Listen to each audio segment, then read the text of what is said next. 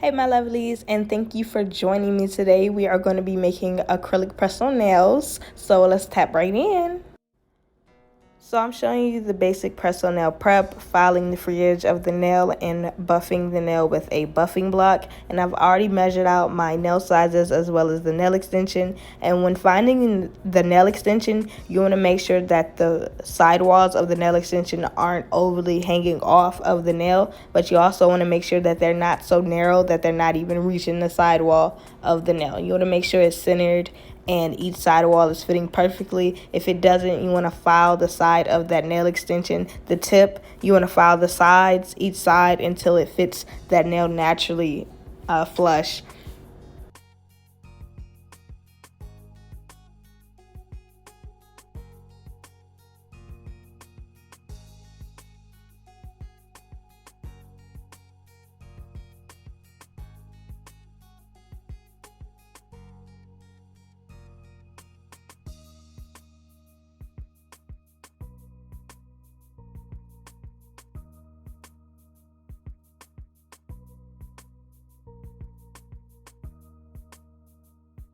So after I finish lining everything up, I go in with my 𝐒𝐈𝐊𝐄 rhinestone gel and I apply the tip to the nail. I use my rhinestone gel because it's a hard gel and it cures hard and sturdy, and it's quicker than using glue, and the glue doesn't really stay. It falls off, or you gotta hold it for long, or it's just messy. So I just use the rhinestone gel because it actually holds the nail steady. Even though I have to press it together, it still holds it in place.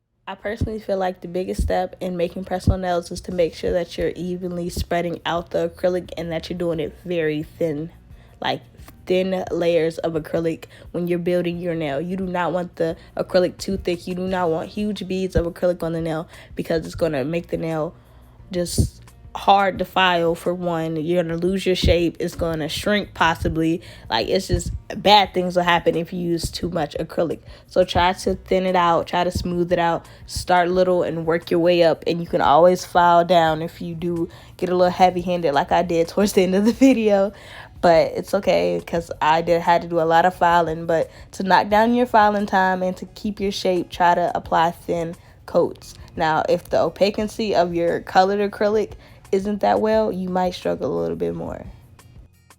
Towards the end of making your sets, if you are using colored acrylic, you might want to encapsulate the nail. So make sure you're doing your layers thin enough to make sure that when you encapsulate it, it's not bulky as well. And definitely try to make sure you do not apply too much acrylic to the cuticle area. Not only will it cause shrinking, but it'll also make it look really artificial. Like, it'll make your nail look really fake. And I had experienced that in this video, so that's why towards the end you'll see me with dust all over my hand, because I had to go in and file down the cuticle area with the nails on so I could see. But now I know to thin out the tip of the nail, like not the tip, but like the cuticle area. You need to make sure that it is like really thin, like almost the typical press-on nail thin, but still enough product so it won't, break or crack or anything, any of that crazy stuff.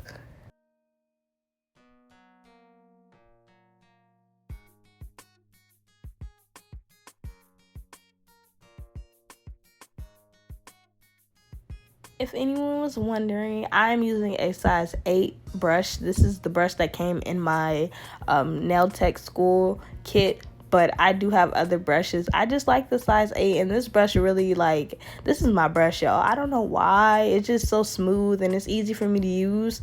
I have some bigger size brushes, but I really don't like them. With me being a beginner, I just want to be able to fully control my bead and manipulate it, and I feel like the 8 does that for me perfectly. So don't cook me for using an 8, y'all. I know y'all gonna say, oh my god, it's too small, but look, honey, we working it out, okay?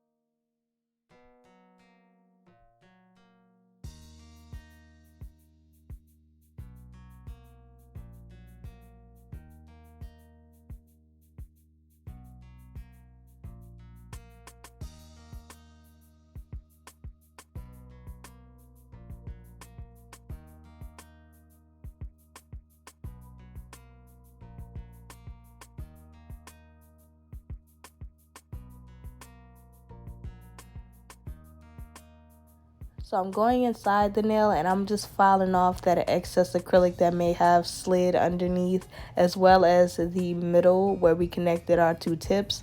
And then I'm just filing the nail, and you'll see me just working it, trying to smooth it out as much as possible. My files were trash, so please do not look. It took a lot, y'all. I was filing for dang near an hour, like, I swear. And also my carbide bit is sticking out a lot more than it should. Yes, I know, but it doesn't go in this drill. So I had to make it work, honey, okay? We ain't even gonna talk about it.